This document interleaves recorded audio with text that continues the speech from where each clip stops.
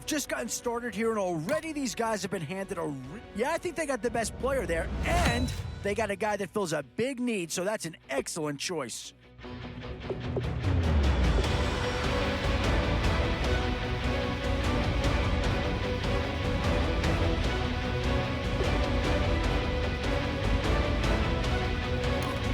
Oh, this guy's a rare talent, and a huge upgrade over what they had before.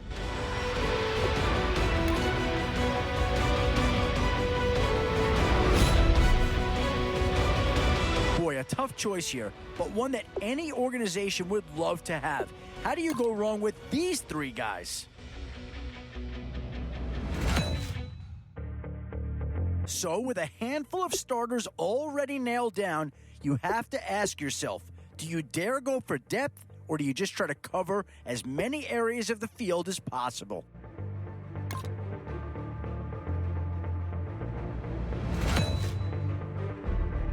Where to now? Do you get yourself a big brute for the trenches, or someone who can really help you out at a playmaker type spot? Boy, you can't go wrong with anybody out of this group.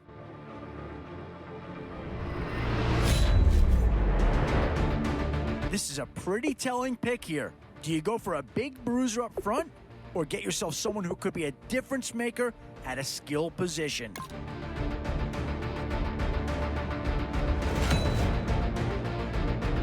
These middle rounds are where your decisions can really impact your team, because if you pass on certain positions, there's no guarantee you're going to see them again. Now it's getting to the time of the draft where you really want to get lucky and hope somebody falls into your lap. Still a few holes on this roster and not a lot of time left to do anything about it.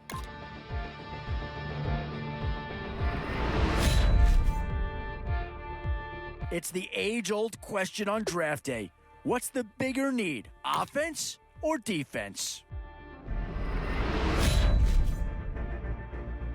A bit of a dilemma with this threesome. Which side of the ball do you turn your focus to here? Boy, it's finger-crossing time now. With the end in sight and a few more holes to fill, you've got to be hoping that there's still a gem or two that becomes. And now's where you need to make these last picks count. Time to fill any holes you can before it's too late.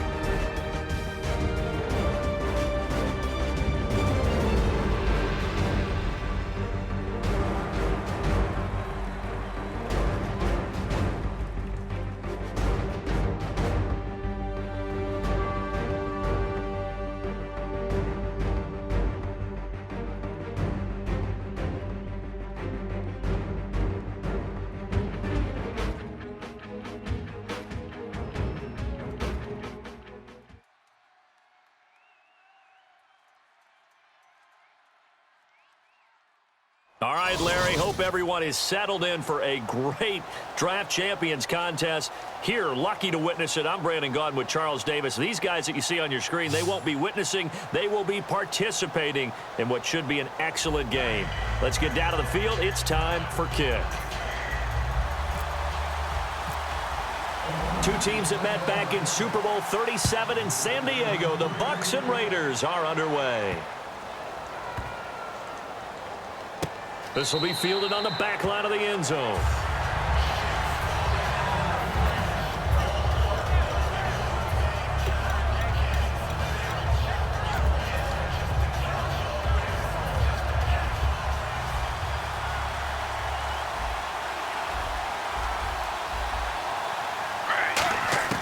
Now Griffin on first down. Buying time to his left. Nothing on that one. It'll be second down. And while he did a good job of sliding around in the pocket, there was nowhere to go with the football, so he had to take off and try and run. He just got back to the line of scrimmage, no gain. Now the first carry here for Todd Gurley. And he'll go down right at the 30-yard line. Give him 5 on the carry there, and it'll set up a third down. 3rd and 5, so they bring in an extra defensive back. Expecting pass. To throw is RG3. And the Raiders have got him. Geno Atkins. Okay, look at this. The punt team nowhere to be found. They're on the sidelines. Offense going to go for this on the opening drive. Here we go on 4th down with Griffin. Out to the flat. That's complete to his running back. A surprising move here on the opening drive of the game. And the Raiders with the football now in excellent field position. So, Charles, why in the world do you take that risk there? It doesn't make a whole lot of sense on the surface. But I've been around enough of these coaches and enough of these meetings along the way. Sometimes they're so confident in a play call that they don't care about the situation. They think that that play, at that time, they're going to run it and pick up whatever they need. So maybe that's what influenced him there. I'm guessing because I have no other explanation. Yeah, that's tough. Own side of the field, that chunk.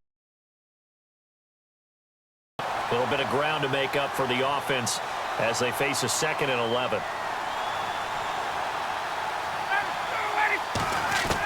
On 2nd down, Ryan. And this one caught by Cameron Braid. The reception good for 7. It's 3rd down. An ex-teammate used to tell me all the time, I hate experienced quarterbacks because no matter what, you really can't hide what you're doing. And I think that right there, he knew right away where the blitz was coming from, where his primary guy was going to be, and he ended up going to a secondary target for a nice game. I was just going to ask you, that wasn't the primary target. He's so good at that, isn't he? I think he knew right away that he wasn't going to get to his primary guy. I think he read that as soon as he got to the line of scrimmage, knew where the pressure was going to come from, and said, I know how to beat that, and that's what he did.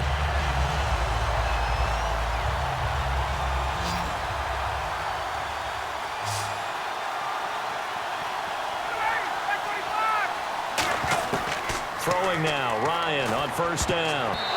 His throw incomplete. Emmanuel Sanders, the intended receiver. And now it's 2nd down. Let's give some credit to the defensive guys on that play. Able to bat that one away. Sure looked like they were trying to hit the corner route.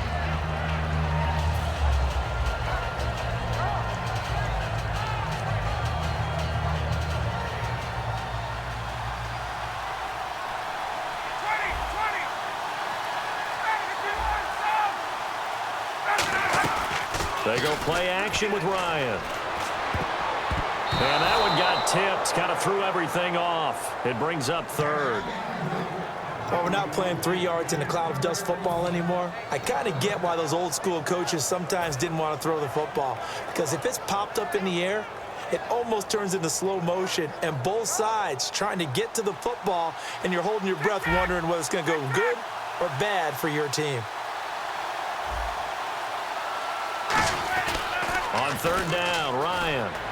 He rifles one that's intercepted. A great read, and it's picked off. And a big turnover there as his guys will get the football back. Now the Buccaneers offensive unit back out on the field. And last time they were very fortunate, this offense. They went for it on 4, turned it over in their own territory, but the other guys held up. They didn't give up any points. So how about the guy with the #1 headset on the sidelines, the head coach? That was planned going into it, not necessarily to not get the first down or to have the defense have to hold But he up. trusted his defense. Trusted his defense very much, and I think that's how he's going to play this game. Go for it, be aggressive, because I've got the wild. In trouble here, and down he goes. Back at the 8-yard line. Randy Gregory able to collapse the pocket and drop him for a loss of a yard.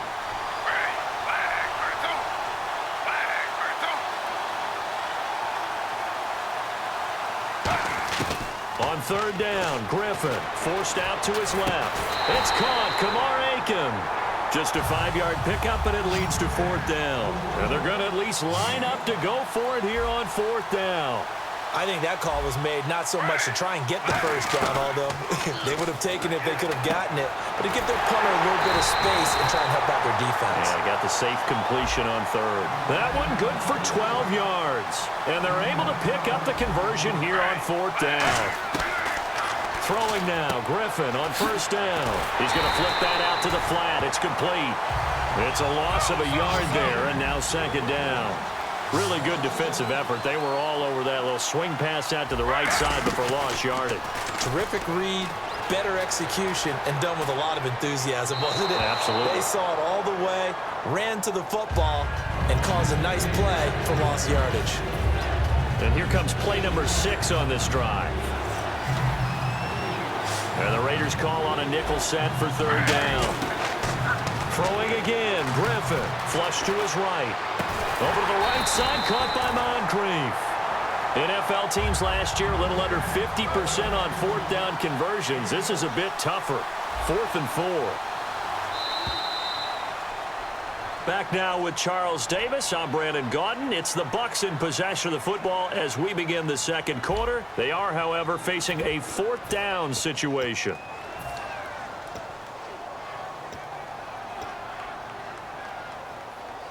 They'll break the huddle here and go for it. This is fourth down.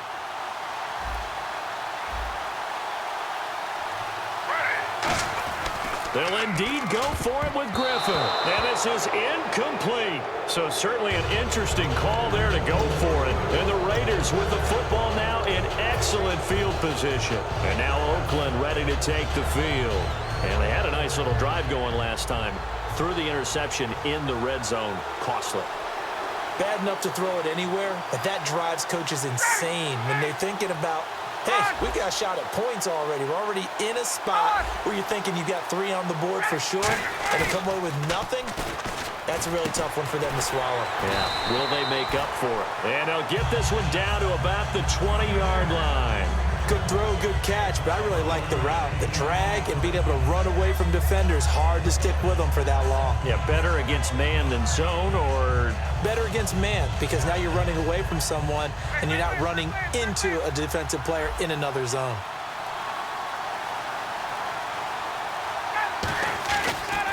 This is the running back, Blue. And nothing doing. He's immediately taken down at the line of scrimmage. That's going to go as a loss of a yard, and it'll be second down. Partner, we're into the second quarter, and I guess you can kind of look at it both ways. The offense, they've got to figure out what they're going to do because they haven't scored any points. But if you're the defense, you're feeling great about what you got going on. The only concern you have, if you get to the half, what adjustments will the offense make to try to defeat you? Now Ryan on second down. This will be caught inside the 10. And he'll take it into the end zone for a Raider touchdown. Emmanuel Sanders, a 20-yard touchdown. And the Raiders are able to cash in for 6.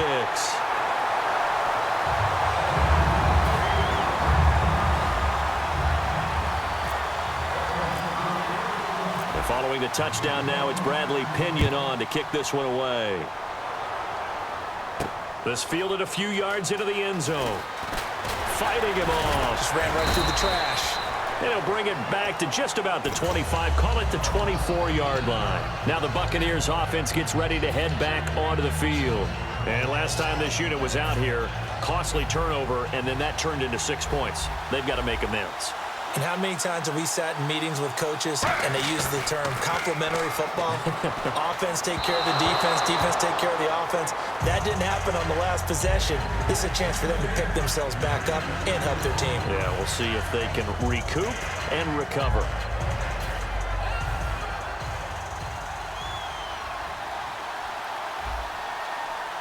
Possible run anticipation here as the D-line sandwiches together. He's going to leave this for his running back. It's complete. It'll be a 2-yard gain, and they're going to have a third down. I know most of the time when the ball's in the air, you're thinking wide receiver, tight end, but running backs, they can be a big part of any passing offense nowadays. Throw is RG3, and complete to Zach Ertz. And he's got the first before he's brought down at the 39-yard line. And there's a completion to the tight end. And look at the size of these players nowadays. At that spot, 6'4", 6'5", and up. A lot of guys used to be basketball players, somehow came back to football.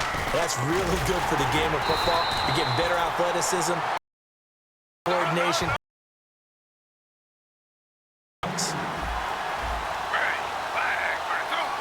2 minutes remain here in the first half. We're back to Houston after this timeout.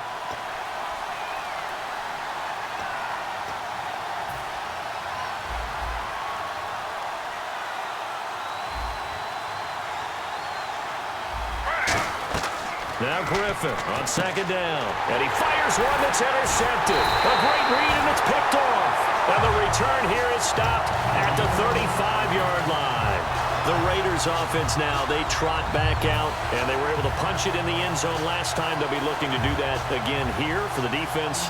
Obviously, they'll be looking to stop them from punching it back in the end zone. It always is punch, counter punch, isn't it? And which team has the advantage? Well, let's just go back. Last time on offense, they rolled downfield, got into a good rhythm. You can see a little more bounce in and out of the huddle. You can see the sideline really get into the game. So defensively, you're thinking to yourself, how do we take that away from them? How do we get the advantage back? Let's see what they come up with. I think pressure is always the first way to go. You love pressure. I love it. Let's see if they dial it up this drive. Quick slant, caught by Moore. And they do get him down, but not before he reaches the 4-yard line. So Herman Moore, his first grab of the game, and back in his day, he shattered all the Lions' receiving records. And he did it with a number of different quarterbacks. He was the target for defenses to adjust to. And I guess the best way to put it is, Herman Moore, that guy, could play in today's game and be just as successful. And here we go on first and goal. Here's Blue. And he will push his way forward down to about the 3-yard line. It's a gain of a couple, and it'll be second and goal. Looking at this now, you got a couple more cracks here this close. Sneak it. I don't think you even go into a huddle. Just line up, snap it, and fall in behind those guys into the end zone. 21. Hey, On second down, here's Ryan. And he slings one that's incomplete.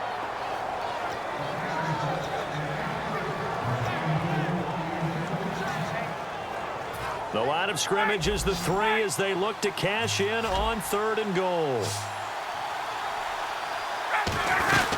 They'll run. This is Blue. And he's in. Touchdown, Raiders.